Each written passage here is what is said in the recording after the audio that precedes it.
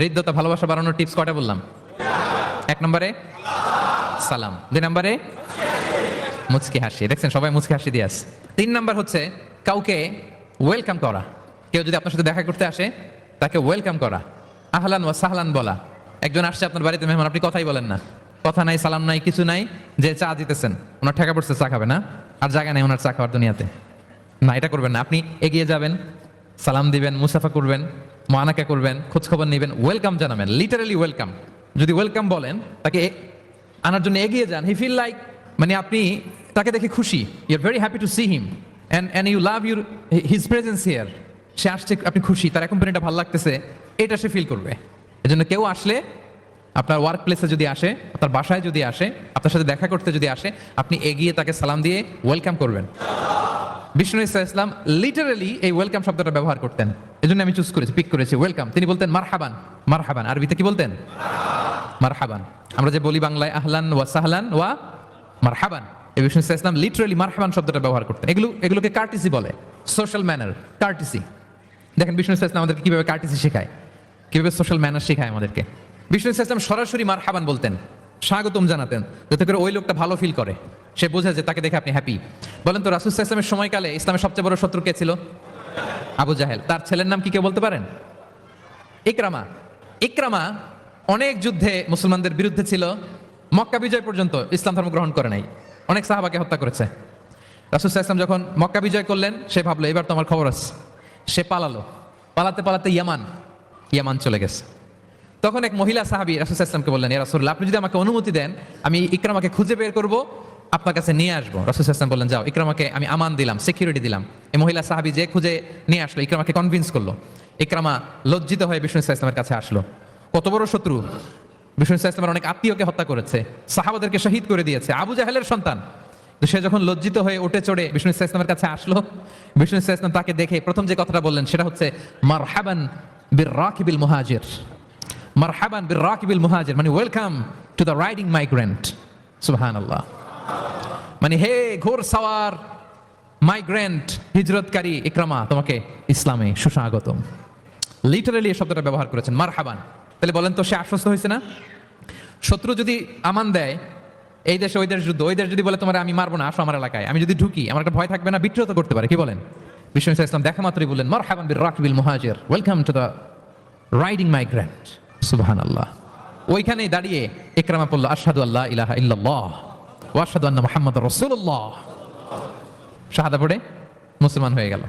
তাহলে কারোর সাথে দেখা হলে তাকে ওয়েলকাম করতে হবে। আপনার মনে হতে পারে বিশেষ কারণে তাকে মারহাবান বলছে, এমনি হয়তো বিষ্ণু ইসলাম বলতো না ঘরে বাইরে, না, ইভেন ঘরে কাছের মানুষদেরকে তিনি মারহাবা বলতেন। ইভেন ওনার মেয়ে ফাতেমা রাদিয়াল্লাহু তাআলা আনহা, নিজের মেয়ে, এরে মারহাবা বলা দরকার আছে? ফাতেমা আসলে বলতো মারহাবা। সুবহানাল্লাহ নাই? আম্মা জান আয়েশা রাদিয়াল্লাহু তাআলা আনহা বর্ণনা করেন যে একবার আমাদের বাসায় ফাতেমা আসলো, নবীর মেয়ে, আর ফাতেমার হাঁটাটা ছিল নবীর হাঁটার মতো। আমি হাদিস বলে আবার বাংলা বেশি বললে সময় লেগে যাবে। ফাতেমার হাঁটা ছিল নবীর হাঁটার মতো। ফাতেমা যখন আসলো, ফাতেমাকে দেখে বিষ্ণু ইসলাম বললেন মারহাবান বিবনাতি, মারহাবান বিবনাতি, ওয়েলকাম টু মাই ডটার। হে আমার কন্যা ফাতেমা, তোমাকে ওয়েলকাম। আপনি আপনার মেয়েকে দেখে বলছেন কখনো? আপনার ছেলেকে বলেন, আপনার ওয়াইফকে বলেন মারহাবান, ওয়েলকাম, স্বাগতম? এমন হয় না যে আপনি রয়ে গেছেন কেপটাউনে, ভাবি বেড়াতে গেছে দেশে 2 মাসের জন্য, এরপর ভাবি আসলো, আপনি এয়ারপোর্টে ফুল নিয়ে দাঁড়িয়ে রইলেন, দেখা মাত্র কি বলবেন? Welcome to Cape Town. কি পারবেন না? ভাবিরা কিন্তু উপরতলায় বড্ড খুশি হয়ে যাচ্ছে, বলবেন। আবার ভাবিরাও অনেকদিন পরে আপনার হাজবেন্ডকে যখন পাবেন, আসবে, বলবেন ওয়েলকাম, তোমাকে সুস্বাগতম। পারা যাবে? রাসূল সাল্লাল্লাহু আলাইহি ওয়াসাল্লামের চাচাতো বোন নাম উম্মে হানি, আবু তালেবের কন্যা। বিদায় মক্কা বিজয়ের সময় রাসূল সাল্লাল্লাহু আলাইহি ওয়াসাল্লাম মক্কায় গোসল করতেছিলেন এক বাসায়। ফাতেমা রাদিয়াল্লাহু তাআলা আনহা একটা পর্দা টেনে দিলেন, উনি পানি ঢালতেছেন, গোসল করেন। হঠাৎ কে যেন ঘরে ঢুকলো। বিষ্ণু সাল্লাল্লাহু আলাইহি ওয়াসাল্লাম বললেন, কে? ওনার কাজিন চাচাতো বোন উম্মে হানি বললেন, আমি উম্মে হানি। বিষ্ণু সাল্লাল্লাহু আলাইহি ওয়াসাল্লাম পর্দার এপাশ থেকে গোসল করতেছে, উনি বলতেছেন মারহাবান বি উম্মে হানি, ওয়েলকাম, ওয়েলকাম উম্মে হানি টু মাই হাউস। আল্লাহু আকবার। এবং ফরেন যত ডেলিগেশন আসতো, বিদেশি প্রতিনিধি, তাদের প্রত্যেককে বিষ্ণু সাল্লাল্লাহু আলাইহি ওয়াসাল্লাম বলতেন মারহাবান বিল কওম ও মারহাবান বিল ওয়াফদি গায়রা খাজায়া ওয়ালা নাদামা। যত ডেলিগেশন আসতো এদের বলতেন welcome, welcome to Madina city, আসেন, ওয়েলকাম। তাহলে প্রিয় ভাইরা, আমাদের পারস্পরিক সম্পর্ক, হৃদ্যতা, ভালোবাসা বাড়ানোর 3 নম্বর ফর্মুলা হচ্ছে, কেউ আমার বাসায় আসলে, কেউ আমার অফিসে আসলে, কেউ আমার সাথে দেখা করতে আসলে, আমি তাকে ওয়েলকাম করবো। কি করবো? 4 নম্বর হচ্ছে ভালোবাসা হৃদ্যতা বাড়ানোর 4 নম্বর পদ্ধতি হচ্ছে কারো কোনো ভালো গুণ দেখলে ওটা অ্যাপ্রিসিয়েট করা। যদি আমার বিপক্ষ দলের কেউ ভালো কিছু করে আমরা ওইটাও বলতে চাই না, এরকম আছে না নাই? কারণ আমার দল করে না তো, বলতে চায় না, তাই না? কেন বলে না? আমার দল করে না, এদেরকে বলে দলান্ধ। ভালো একটা কাজ করছে আমার মতের না, মতান্ধ, এটা অ্যাপ্রিসিয়েট করে না। এটা ভুল, এটা আপনি সুন্নাহ ব্রেক করছেন। সুন্নাহ হচ্ছে যে দলের হোক, যে মতের হোক, এমনকি ভিন্ন ধর্মী হোক, ভালো করলে এটা ক্রেডিট দিতে হবে, ভালো করলে অ্যাপ্রিসিয়েট করতে হবে, কমপ্লিমেন্ট দিতে হবে। আমরা অন্যের ভালো কাজের স্বীকৃতি দিতে চাই না, কার্পণ্য করি, ক্রেডিট দিতে চাই না, প্রশংসা করি না। আমরা গুণমুগ্ধ হই কিন্তু গুণগ্রাহী হতে চাই না। কারো একটা ভালো গুণ দেখে আমি ভিতরে ভিতরেও এত সুন্দর কিন্তু বলি না, প্রকাশ করি না, এটা ঠিক না।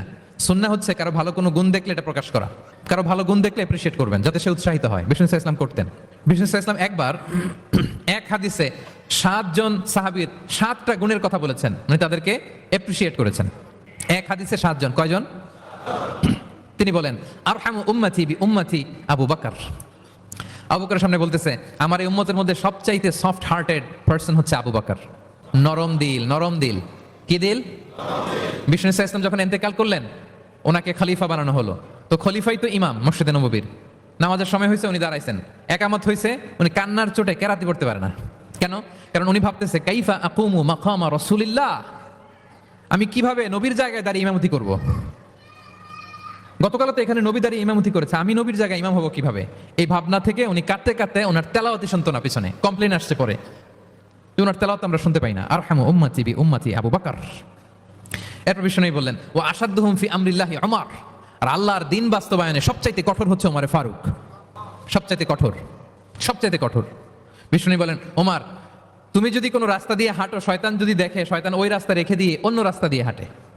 আবার বিষ্ণু বলেন আমার পরে কোনো নবী নাই, লা নাবিয়্যা বা'দি ওয়ালা রাসূল, আমার পরে কোনো নবী নাই, রাসূলও নাই, তবে লাউ কানা বা'দি নাবিয়্যুন লাকানা উমর, আমার পরে নবী হওয়ার যোগ্যতা যদি কারো থাকে আমার সাহাবী ওমরের সেই যোগ্যতা আছে। প্রভু তুমি বলেছ রাসূল দেবে না, বলনি দেবে না ওমর, বলনি দেবে না হামজা তারি, খালিদ বিজয় সমর। প্রভু তুমি বলেছ রাসূল দেবে না। আল্লাহু আকবার। আল্লাহর জমিনে আল্লাহর দিন বাস্তবায়নে সবচেয়ে কঠোর হচ্ছেন ওমরে ফারুক। মুনাফিকরা থরথর করে কাঁপতো ওনার ভয়ে।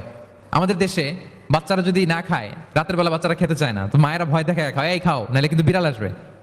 কুকুর বললে খুব, আমার ছোট মেয়েটাও ভয় পায়, কুকুরের আওয়াজ শুনলে ভয় পায়। তো খেতে না চাইলে বলে এই কুকুর আসবে, কিন্তু কুকুর এটা করে না। বাচ্চাদেরকে খাওয়াতে গেলে যখন জ্বালাতন করে খেতে চায় না, মায়েরা কি বলে? এই ভূত আসবে, এই কুকুর আসবে। মদিনায় কি করতো জানেন? বাচ্চারা খেতে না চাইলে মায়েরা বলতো হা হুয়া ইয়াতি উমর, হা হুয়া ইয়াতি উমর, তাড়াতাড়ি খাও, এই যে ওমর আসতেছে। ওমর হোয়াট এ পার্সোনালিটি। ও আসাদুহুম ফি আমরিল্লাহি উমর, আল্লাহর দিন বাস্তবায়নে সবচেয়ে কঠোর ছিলেন ওমর রাদিয়াল্লাহু তাআলা আনহু। ও আসদাকুহুম হায়াআন উসমান, আর সবচেয়ে লজ্জাশীল ছিল আমার সাহাবীর মধ্যে কে? উনি এত লজ্জাশীল ছিলেন, উনাকে দেখে ফেরেশতারা লজ্জা পেয়ে যেত। আল্লাহ আল্লাহ, এত লজ্জাশীল, ফেরেশতারা লজ্জা পেয়ে যেত।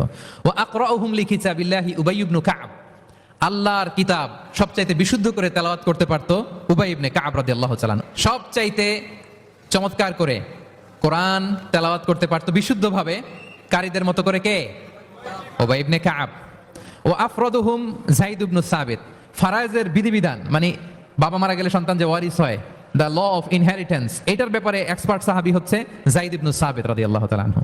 ওয়া আ'লামুহুম বিল হালালি ওয়াল হারামি মুআয ইবনে জাবাল, আর আমার সাহাবাদের মধ্যে হালাল হারামের স্পেশালিস্ট হচ্ছে মুআয ইবনে জাবাল। ওয়া ইন্না লিকুল্লি উম্মাতিন আমিন ওয়া আমিনু হাযিহিল উম্মতি আবু উবাইদা ইবনুল জাররাহ, সব উম্মতের মধ্যে একজন বিশ্বস্ত গার্ডিয়ান থাকে, আমার উম্মতের মধ্যে বিশ্বস্ত গার্ডিয়ান সাহাবীর নাম হচ্ছে আবু উবাইদা ইবনে জাররাহ।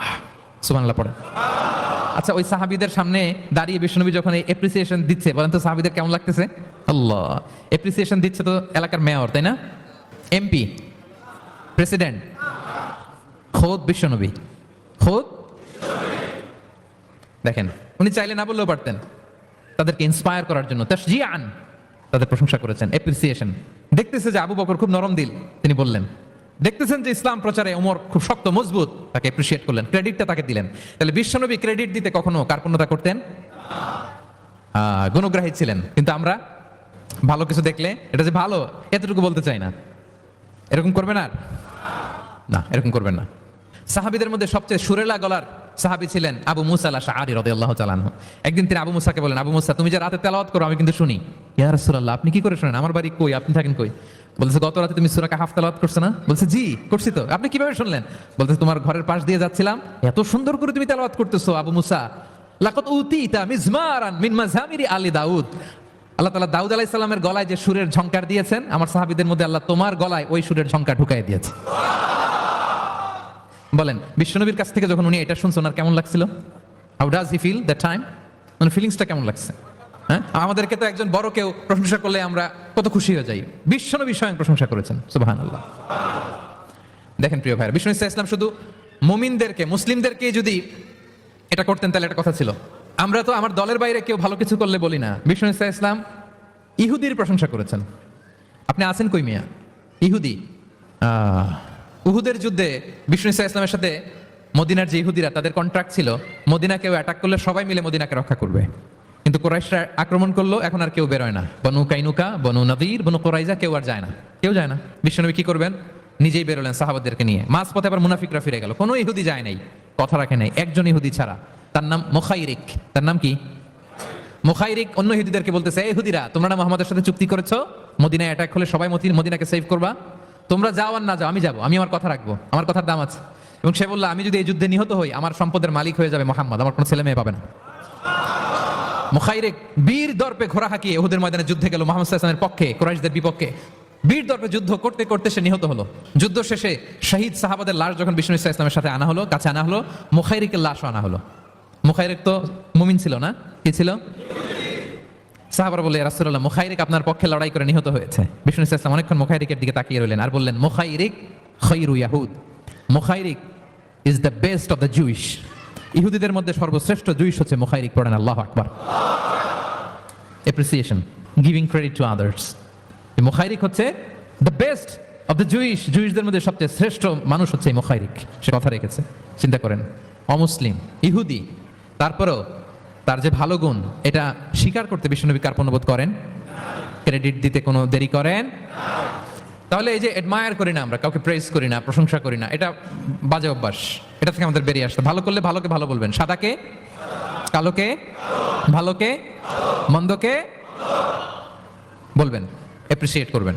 আপনার ছেলে একটা ভালো কাজ করেছে, অ্যাপ্রিসিয়েট করেন, বলেন যে মাশাআল্লাহ তুমি সুন্দর কাজ করছো। একটা সূরা মুখস্থ করছে, ঠিক আছে তোমাকে বাইরে আউটিং এ নিয়ে যাবো, ওখানে আমরা ডাইনিং করবো। ভাবি সুন্দর করে একটা কিছু রান্না করছে, অ্যাপ্রিসিয়েট করবেন। আজকে কি সব ভাবির পক্ষে হয়ে যাচ্ছে নাকি ভাবিদের পক্ষে? ঘুরে ফিরে ভাবিদের পক্ষে চলে যাচ্ছে কথাবার্তা বেশি। এটা বাস্তবতা। আপনার স্ত্রী যদি আপনার জন্য ভালো কিছু রান্না করে, ভালো লাগলে আপনি বলবেন যে খুব ভালো হয়েছে আজকের রান্নাটা। অনেকে আছে যে তার ওয়াইফ অনেক চমৎকার করে রান্না করছে কিন্তু সে কোনোদিন মুখ খুলে কিছু বলে না, এরকম আছে না নাই? এমনটা করবেন না। এবং অনেক হাজব্যান্ড হয়তো স্ত্রীর জন্য অনেক কিছু করে, গিফট এনে দেয়, অনেক স্ট্রাগল করে, অনেক কিছু করে, কিন্তু স্ত্রী মুখ ফুটে হাজব্যান্ডকে বলে না। এটা বলবেন, মুখ ফুটে বলবেন আজকে থেকে, এপ্রিসিয়েট করবেন, ভালো দেখলে এটা ভালো বলবেন, ক্রেডিট দিবেন। আমার ক্যাপটাউনের ভাইরা পারা যাবে? কয়টা গেল? 1 নম্বরে, 2 নম্বরে মুচকি আসে, 3 নম্বরে, 4 নম্বরে অ্যাপ্রিসিয়েশন, 5 নাম্বার হচ্ছে কল্যাণ কামনা করা, অন্যের ওয়েল উইশিং, অন্যের কল্যাণ কামনা করা সব সময়, থাকলেও, সামনে থাকলেও না থাকলেও কল্যাণ কামনা করা। অনেকে সামনে সামনে অনেক ভালো, ভাই আপনি যে কত ভালো মানুষ, আপনার ছাড়া আমার চলেই না, আপনি মানিক অনেক ভালো, এই এলাকায় আপনার মতো ভালো মানুষ আর নাই। মানে সামনে আপনি অনেক ভালো, আপনি দাতা, আপনি সমাজসেবক, আপনি শ্রেষ্ঠ মানুষ, কিন্তু দূরে চলে গেলে আর নাই, তার বদনাম, তার ব্যাপারে অন্যদের কান ভারী করে, আরে উনি তো এমন একটা লোক, বুঝছেন কি আর বলবো, বইলে আর লাভ নাই, পারি না ভাই ওনার সাথে, আর পারা যায় না, এরকম আছে না নাই? তার মানে সামনে সামনে খুব আপনি ভালো ভালো বললেন, কিন্তু সে যখন অনুপস্থিত তখন না। এটা তো শুভকামনা হয় না, এটা হয়েছে মুমিনদের শুভকামনা উপস্থিত অবস্থাতেও অনুপস্থিত অবস্থাতেও। আলহামদুলিল্লাহ বলেন।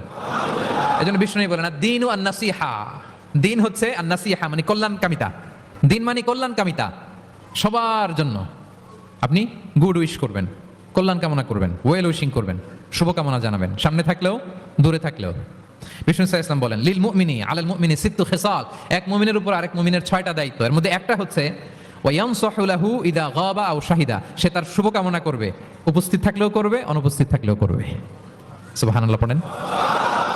সামনেও যেমনি করবেন, দূরে গেলেও করবেন। অন্যের জন্য শুভকামনা করলে এটা ফিরে নিজের দিকে আসে, এটা খেয়াল রাখেন। এটা একটা লাইফ হ্যাক শেয়ার করতেছি, আজীবন কাজে লাগবে। অন্যের জন্য যেটাই ভালো কামনা করবেন এটা ঘুরে আপনার দিকে আসবে। অনেকে বলে হুজুর ওর জন্য দোয়া করে আমার কি লাভ? নিজের জন্য আল্লাহ আমারে মাফ করে দাও, আল্লাহ আমারে সমৃদ্ধি দাও, আল্লাহ আমার বেতন বাড়াও, আল্লাহ আমার ব্যবসায় বরকত দাও, আল্লাহ আমার ছেলেরা হাফেজ বানাও, আল্লাহ আমার বউ, আল্লাহ আমার মেয়ে, আল্লাহ আমার আমার আমার সব আমার ভালো আপনি চাচ্ছেন নিজের জন্য, অন্যদের জন্যও চান। আল্লাহ আমার সব ভাইদেরকে মাফ করো, আল্লাহ আল্লাহ আমার গোটা মুসলিম উম্মাকে তুমি বরকত দাও, কল্যাণ দাও, নেতৃত্বে আসার তৌফিক দাও, আল্লাহ সবাইকে সুস্বাস্থ্য দাও। এটা ফিরে আপনার দিকে আসবে। অন্যের জন্য শুভকামনা বহুগুণ বৃদ্ধি হয়ে নিজের দিকে রিটার্ন করে। বিষ্ণু সাল্লাল্লাহু এটাই বলেছেন, মা মিন আবদিন মুসলিমিন ইয়াদউ লিআখিহি বিযাহরিল গায়বি ইল্লা ক্বালা লাহুল মালাকু ওয়া লাকা বিমিসলিন। কেউ যদি তার ভাইয়ের অনুপস্থিতি তার ভাইয়ের জন্য দোয়া করে, ফেরেশতারা ওই দোয়াটা তার জন্য আগে আগে করে। তাহলে অন্যের জন্য শুভকামনা করলে, দোয়া করলে লাভ না লস? ধরেন আমি মোশাররফ ভাইয়ের জন্য দোয়া করলাম যে আল্লাহ মোশাররফ ভাইকে তুমি সুস্থ করে দাও, তখন ফেরেশতারা বলে আল্লাহ যিনি দোয়া করতেছে তার যদি কোনো রোগ বালাই থাকে আগে তারে সুস্থ করে দাও। ধরেন আমি বেলায়েত ভাইয়ের জন্য দোয়া করতেছি, আল্লাহ বেলায়েত ভাইয়ের এই সমস্যা আল্লাহ তুমি দূর করে দাও, ফেরেশতারা বলবে আল্লাহ যিনি দোয়া করতেছে তার যদি এই সমস্যা থাকে আগে তারে এটা দূর করে দাও।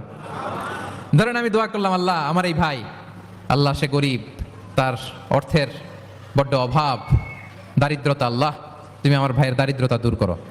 ফেরেশতারা বলে ওয়ালাকা বিমিসলিন, তোমার জন্য এটা, মানে আল্লাহ যিনি দোয়া করতেছে তার যদি অর্থের প্রয়োজন থাকে আগে তার দারিদ্রতা দূর করে দাও। তাহলে বলেন তো অন্যের জন্য দোয়া করলে লাভ না লস? অন্যের জন্য ভালো দোয়া করলে এটা নিজের দিকে আসে। কিসের দিকে আসে? তাহলে শুভকামনা 5 নম্বরে কি? আচ্ছা 10টার মধ্যে কয়টা বলে ফেলছি? শুভকামনা নিয়ে একটা গল্প বলে আমি 6 নম্বরে যাচ্ছি। এক লোক মাগরিবের নামাজের আগে তার বন্ধুর জন্য দোয়া করতেছে, আল্লাহ আমার বন্ধুকে তুমি একটা সুন্দরী, রূপবতী, গুণবতী, নেককার, মুতিয়া, কানেতা, জামিলা, রায়া, একজন রূপবতী নেককার স্ত্রী দাও আল্লাহ। কতদিন ধরে তার বিয়েটা ঝুলে আছে, আল্লাহ তুমি ব্যবস্থা করে দাও, সুন্দরী নেককার আল্লাহওয়ালা। তো সে তো তার বন্ধুর জন্য প্রাণ ভরে দোয়া করতেছে, আর তার স্ত্রী ওয়াইফ পাশেই ইফতারি রেডি করতেছিল। এই দোয়া শুনে মহিলা তো তেলে বেগুনে জ্বলে উঠছে, দৌড়ে আসে বলছে এই তুমি কিসের দোয়া করো, রাখো। সে বেচারা মোনাজাতের মধ্যে তো ভরকে গেছে, ভয় বলে কি হইলো, আমি তো দোয়া করতেছি আমার বন্ধুর জন্য। তো মহিলা বলে তুমি কি মনে করছো আমি হাদিসটা জানি না? অন্যের জন্য কোনো ভালো দোয়া করলে আগে যেটা নিজের জন্য কবুল হয় তুমি মনে করছো আমি জানি না? তুমি ভাবছো হাদিস শুধু তুমি একা জানো, আমি জানি না? না কি সব দোয়া করো এগুলা? আল্লাহু আকবার, আল্লাহ রহম করুক। প্রিয় ভাইরা, এটা বলার উদ্দেশ্য হচ্ছে আপনি ভালো কিছু অন্যের জন্য চাইলে আল্লাহ তাআলা এটা নিজের জন্য কবুল করে নেয়। তাহলে অন্যের জন্য কল্যাণ কামনা করা এটা হচ্ছে হৃদ্যতা, ভালোবাসা, সুসম্পর্ক বানানোর 5 নাম্বার টিপস। কয় নাম্বার? আচ্ছা 6 নাম্বার টিপস হচ্ছে বিপদে কাউকে সাহায্য করা। কি করা? বিপদে সাহায্য করা। বিপদে যে সাহায্য করে সেই আসল বন্ধু, ঠিক না? কাউকে যদি বিপদের সময় আপনি সাহায্য করেন সে আজীবন মনে রাখবে আপনাকে। সে যদি কৃতজ্ঞ মানুষ হয়, ভালো মানুষ হয়, আজীবন আপনাকে মনে রাখবে, কখনো ভুলবে না। এবং বিষ্ণু ইসলাম বলেন ওয়াল্লাহু ফি আউনিল আবদি মা দামাল আবদু ফি আউনি আখি। আল্লাহ তাআলা ততক্ষণ পর্যন্ত বান্দার সাহায্যে থাকে যতক্ষণ বান্দা তার ভাইয়ের সাহায্যে থাকে। তাহলে আপনি যদি আল্লাহর সাহায্য চান আপনার কি করতে হবে বলেন তো? আপনার ভাইকে সাহায্য করতে হবে। আল্লাহু ফি আউনিল আবদি মা দামাল আবদু ফি আউনি আখি। খেয়াল করেন কথাটার ওজন কত বেশি। আল্লাহ ততক্ষণ বান্দার সাহায্যে থাকে যতক্ষণ বান্দা তার ভাইয়ের সাহায্যে থাকে। আমি আমার ভাইকে সাহায্য করলে আল্লাহর পক্ষ থেকে সাহায্য নাজিল হবে। আল্লাহ বলে এই বনি আদম দাও দাও, তুমি দিলে আমি তোমারে দেব। উনফিক আলাই, এই বনি আদম দাও আমি তোমারে দেব। সুবহানাল্লাহ। আমরা অন্যরে দিতে চাই না কিন্তু ওনার কাছ থেকে চাই। তাহলে আল্লাহর সাহায্য পাওয়ার প্রথম শর্ত হচ্ছে মানুষকে সাহায্য করা। কি বলেন? তাহলে 6 নাম্বার পারস্পরিক সম্পর্ক যে আমরা যত্ন নিব বলছি, এই যত্ন নেওয়ার 6 নাম্বার টিপস হচ্ছে, ভালোবাসা বাড়ানোর 6 নাম্বার টিপস হচ্ছে টু হেল্প ইন ডেঞ্জার। বিপদে সাহায্য করা। কি করা? নট নেসেসারিলি যে সবসময় টাকা দিয়েই সাহায্য করতে হবে। টাকা ছাড়া সাহায্য করা যায় না। সে জানে না কি করতে হবে, বললেন, পরামর্শ দিলেন, টাকা লাগলে কখনো টাকা দিলেন। নতুন আসছে কেপ টাউনে, কিছু জানে না, ব্যবসা বাণিজ্য কোথায় কি, একটু বুদ্ধি পরামর্শ দিলেন। এটাও কিন্তু সাহায্য। যার যেভাবে সাহায্যের প্রয়োজন। যদি আপনি আপনার ভাইয়ের সাহায্যে থাকেন আসমান থেকে আল্লাহর সাহায্য পাবেন। বিষ্ণু ইসলাম নবী হওয়ার আগে ওনার 5টা স্পেশাল কোয়ালিটি ছিল। কয়টা? এর মধ্যে 2টা এই পয়েন্টের সাথে যায়। সেটা হচ্ছে, আর এটা বলছে ওনার খোদ স্ত্রী, প্রথম স্ত্রী, বিষ্ণুর প্রথম স্ত্রীর নাম খাদিজাতুল কুবরা তাহেরা রাদিয়াল্লাহু তাআলা আনহা। কারো ব্যাপারে যদি সঠিক তথ্য জানতে চান তার ওয়াইফকে নক করবেন, মানে তার স্ত্রীর কাছ থেকে রিপোর্ট নেবেন, আসলটা পেয়ে যাবেন। কয়েকটা জায়গায় নক করলে পাওয়া যায়। বড় সাহেবের তথ্য যদি জানতে চান বড় সাহেবের দারোয়ানকে জিজ্ঞেস করেন। বড় সাহেবের ড্রাইভারকে জিজ্ঞেস করেন, বড় সাহেবের ঘরের কাজের বুয়াকে জিজ্ঞেস করেন, আর বড় সাহেবের বিবিকে জিজ্ঞেস করেন। এই চারজনকে জিজ্ঞেস করলেই বড় সাহেবের গোমর আসল তথ্য এদের কাছ থেকে পাওয়া যাবে। বিষ্ণু ইসা ইসলামের স্ত্রী আম্মাজান খাদিজা বলেন, বিষ্ণু ইসা ইসলামের 5টা গুণ ছিল নবী হওয়ার আগেই। এর মধ্যে একটা হচ্ছে ওয়া তাহমিলুল কাল্লা, তিনি মানুষের বোঝা বইয়ে দিতেন। সুবহানাল্লাহ পড়বেন না? একজন লাকড়ি নিয়ে যাচ্ছে, ভারী, পিঠ কুঁজো হয়ে যাচ্ছে ব্যথায়, বিশ্বনবী নিজের কাঁধে নিয়ে ওটা বহন করে দিতেন। ওয়া তাকসিবুল মা'দুমা, অন্যের জন্য উপার্জন করতেন, নিজে ছাগল চড়ায় ওই টাকাগুলো যারা খেতে পায় না তাদের হাতে তুলে দিতেন। মা বা'আসাল্লাহু নাবিয়্যান ইল্লা রাআল গানাম, পৃথিবীতে এমন কোন নবী নাই যে নবীরা ছাগল চড়ায় নাই। সাহাবারা বললেন ওয়া আনতা ইয়া রাসূলুল্লাহ, হে নবী আপনিও? বিষ্ণু বললেন কুনতু আরআহা লিকারারিত লিআহলি মক্কা, আমি অল্প কিছু কিরাত মানে অল্প কিছু পয়সার বিনিময়ে মক্কার লোকদের ছাগল চড়াই দিতাম। He started his first career as a shepherd, রাখাল হিসেবে ক্যারিয়ার শুরু করছিলেন, ইনকামের রাস্তা। আর আমরা কাজ ভাগাভাগি, এটা ছোট কাজ, এটা করবো না, ওইটা করবো না। বিষ্ণু ইসলাম ছাগল চড়াতেন মরুভূমিতে, এবং এই উপার্জিত টাকাটা সুবিধা বঞ্চিত মানুষের হাতে তুলে দিতেন। চিন্তা করেন কি মানসিকতা ছিল বিষ্ণুনবী। তাহলে আপনি যদি কারোর সাথে হৃদ্যতা বাড়াতে চান, বিপদে এগিয়ে আসবেন, সাহায্য করবেন। তাহলে 6 নাম্বার হচ্ছে টু হেল্প ইন ডেঞ্জার, কেউ বিপদে পড়লে তার to extend hour helping hand to others, আমরা সাহায্যের হাত বাড়িয়ে দিব।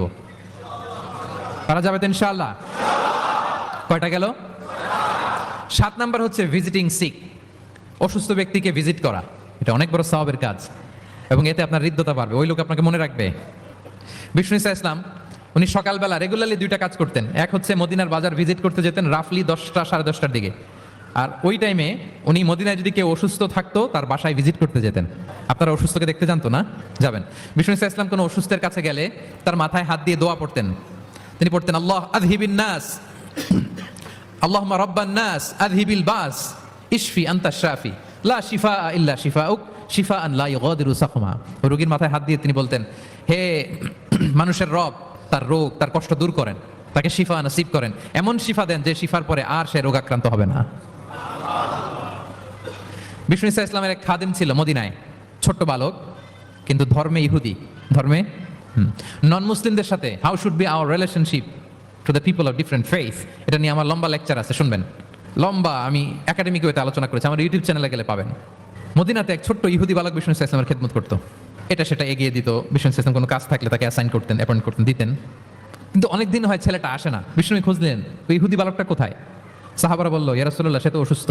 সে কি? সে তো অসুস্থ। সেই বুখারীর বর্ণনা শুনেই বিষ্ণু ইসা ইসলাম তার বাড়িতে গেলেন। কার বাড়িতে? ইহুদির বাড়ি।